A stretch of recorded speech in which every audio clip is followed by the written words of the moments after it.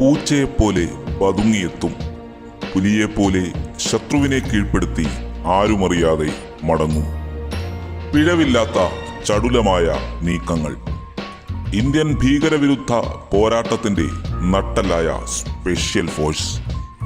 സർവത്ര സർവോത്തം സുരക്ഷ. National security guard NSG, the Black Cats. बेखौफ चलो तुम पानी पर, बेखौफ हवा में लहराओ.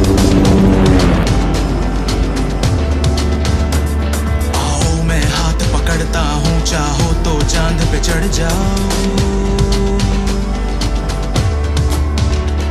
जब चांद में जाना तिलक लगाना, जब चांद में जाना तिलक लगाना, 3 रंग का एक निशान. हम हैं ना है हिंदुस्तान, हम हैं ना है हिंदुस्तान, हम हैं ना है हिंदुस्तान, हम हैं ना है हिंदुस्तान.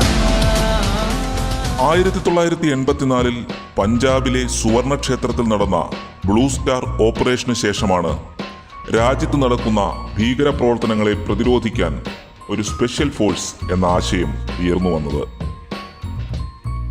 ഭീകരതയ്ക്കെതിരെ ആഭ്യന്തര സുരക്ഷ പ്രധാന ദൗത്യമായി അങ്ങനെ നിലവിൽ വന്ന സ്പെഷ്യൽ സേനയാണ് നാഷണൽ സെക്യൂരിറ്റി ഗാർഡ്.